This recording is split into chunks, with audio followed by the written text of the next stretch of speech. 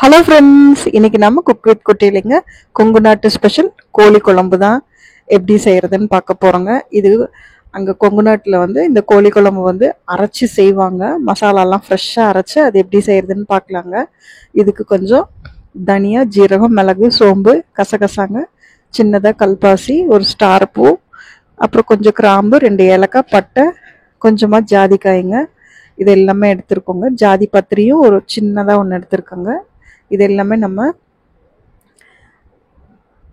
கடாய் வச்சு நல்லெண்ணெய் விட்டுங்க வறுத்து எடுத்துக்க போகிறோங்க. நம்ம நல்லெண்ணெயில் தான் இந்த கோழி குழம்பு செய்ய போகிறோங்க. நல்லெண்ணெயில் கோழி குழம்பு செய்கிறப்போ அவ்வளோ டேஸ்ட்டாக இருக்குங்க. அதே மாதிரி நல்லதாகவும் இருக்குங்க, நம்ம உடம்புக்கும் நல்லதாக இருக்குங்க.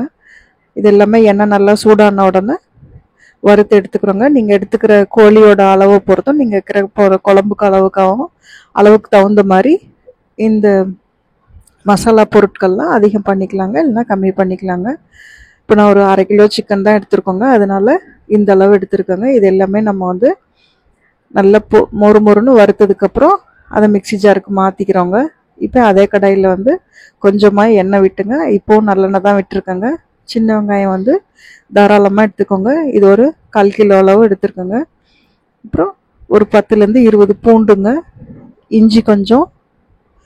இஞ்சி வந்து ஒரு பெரிய துண்டு சைஸுங்க ஒரு அளவு போட்டுக்கிறோங்க. கருவேப்பிலை கொஞ்சம் போட்டுக்கிறோங்க, ஃப்ரெஷ்ஷான கருவேப்பிலை. இஞ்சி வந்து கொஞ்சம் இது மாதிரி பொடியாக கட் பண்ணி போட்டுக்கிட்டோங்க. அப்போ தான் மிக்சியில் நல்லா அரைப்படணும். 2 தக்காளி எடுத்துருக்குங்க.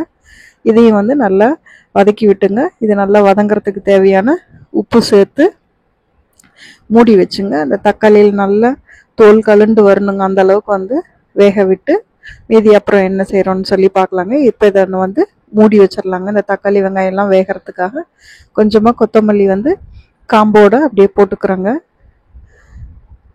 இதையும் நல்லா கலந்து விட்டுருங்க.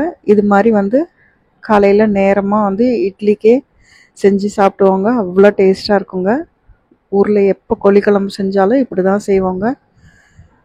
இப்போ பாருங்கள், இது தக்காளி நல்லா வதங்கிடுச்சு. இது கூட வந்து ஒரு 1/2 மூடி அளவுக்கு தேங்காய் சேர்த்துருக்காங்க. தேங்காய் வந்து ரொம்பவும் சேர்த்துனாவும் வலுவலுன்னு இருக்குங்க, குழம்பு காரம் இருக்காது. கோழி குழம்புனா கொஞ்சம் காரமாக இருந்தால் தான், காரசாரமாக இருந்தால் தானே கோழி குழம்பு நல்லாயிருக்கும். அப்புறம் கொஞ்சமாக தேங்காய் போட்டுக்கோங்க. நான் வந்து தனி மிளகாத்தூள் வந்து கொஞ்சம் சேர்த்துக்கிறேங்க. 2 காஞ்ச மிளகாய் வச்சு தானங்க அரைச்சிருக்கோம், அதனால நான் தனி மிளகாத்தூள் வந்து இது கூடயே போட்டு நல்லா பெரட்டி விட்டுருங்க. அதோட பச்சை வாசமும் போகிற அளவுக்கு நல்லா வதங்கினதுக்கப்புறம் ஸ்டவ்வை வந்து ஆஃப் பண்ணிவிட்டு இதை நல்லா ஆற வச்சுட்டுங்க. இதையும் வந்து மிக்சியில் வந்து விழுதாக அரைச்சி எடுத்துக்க போகிறோங்க. இப்போ குக்கரில் தான் செய்ய போகிறோங்க. நம்ம குக்கரில் வந்து கொஞ்சமாக நல்லெண்ணெய் விட்டுக்கிட்டோங்க. கடுகு போட்டு கறியை சேர்த்துக்க போகிறோங்க. கோழியை வந்து நல்லா வாஷ் பண்ணி வச்சுட்டு கடுகு நல்லா பொடிஞ்ச உடனே கருவேப்பிலை சேர்த்துட்டுங்க. கருவேப்பிலை பொடிஞ்ச உடனே க்ளீன் பண்ணி வச்சுருக்க கோழிக்கறியை வந்து இது கூட சேர்த்துக்கலாங்க. கொஞ்சமாக மஞ்சத்தூள் போட்டுக்கிறோங்க. இப்போ தான் நம்ம மஞ்சத்தூளே சேர்த்துறோங்க.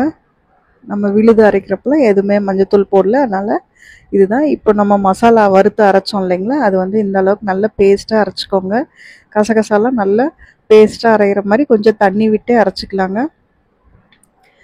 இப்போ அதோட வந்து இந்த கறியை போட்டு நல்லா பெரட்டி விட்டுருங்க. இந்த கறியில் வந்து நம்ம இந்த மசாலா ஃபுல்லாக கோட் ஆகிங்க. இதுலேருந்து தண்ணி வர அளவுக்கு இதை வந்து நல்லா வதக்கி விட்டதுக்கு அப்புறம் தான் நம்ம வந்து வெங்காயம் சேர்த்துக்க போகிறோங்க. என்ன சொல்லுவாங்கன்னா, ஆட்டு உரலில் ஆட்டுவாங்க, அப்போ வெங்காயம் சாந்து தனியாக, தேங்காய் சாந்து தனியாக அப்படின்னு சொல்லிட்டு அரைப்பாங்க. அரைச்சி தான் எப்போவுமே குழம்பு வைப்பாங்க. அவ்வளோ டேஸ்ட்டாக இருக்குங்க. இட்லி, தோசை எல்லாத்துக்கும் நல்லா இருக்குங்க, சாப்பாட்டுக்கும் நல்லா இருக்குங்க. இப்போ நம்ம வெங்காயம் அரைச்சோம் இல்லைங்களா, அந்த பேஸ்ட்டும் இது கூட சேர்த்துக்கிறோங்க. இப்போ இது ஃபஸ்ட்டு நல்லா கலந்து விட்டுட்டு அதுக்கப்புறம் நம்ம தேவையான தண்ணி வந்து இது கூட சேர்த்துக்க போகிறோங்க. மிக்ஸி வாஷ் பண்ணி நல்லா உங்களுக்கு எவ்வளோ வந்து குழம்போட கன்சிஸ்டன்சி வேணுமோ அந்த அளவுக்கு இதில் தண்ணி சேர்த்துக்கலாங்க. இப்போ இந்த ஸ்டேஜில் வந்து உப்பு பார்த்துக்கோங்க. உப்பு பத்தலைனா கூட இப்போ வந்து நம்ம உப்பு சேர்த்து மூடி வச்சுட்டுங்க.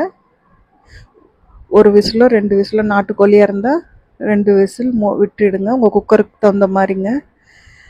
பாருங்க, நல்லா குழம்பு கொதிக்க ஆரம்பிச்சிருச்சு. குழம்பு கொதிக்க ஆரம்பித்ததுக்கப்புறம் தான் நம்ம வந்து இது மூடி வச்சு, நான் ஒரே ஒரு விசில் தான் விட்டேங்க. இது பிராய்லர் சிக்கன் தான், அதனால் கொஞ்சமாக புதினா மேலே போட்டுட்டேங்க.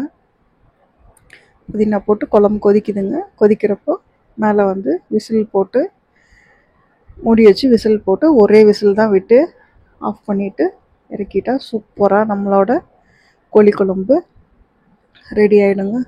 பாருங்கள் எவ்வளோ சூப்பராக வந்திருக்கு. இவ்வளோ நல்ல திக்காக இருக்குங்க. உங்களுக்கு தண்ணி வேணுன்னா இப்போ கூட கொஞ்சம் தண்ணி ஊற்றி ஒரு தடவை கொதிக்க வச்சுக்கலாங்க. இல்லை இதே ஸ்டேஜில் இப்படியே வந்து இறக்கிக்கலாங்க. நம்ம ஊற்றின தண்ணியே இந்த குழம்புக்கு வந்து சரியாக இருந்தது பாருங்கள்.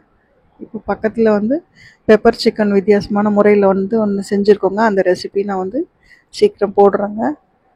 அது அவ்வளோ சூப்பராக இருந்ததுங்க அந்த ரெசிபி. கண்டிப்பாக அந்த ரெசிபி நீங்கள் ட்ரை பண்ணி பாருங்கள். அது சிக்கனில் தான் செஞ்சுருந்தேங்க.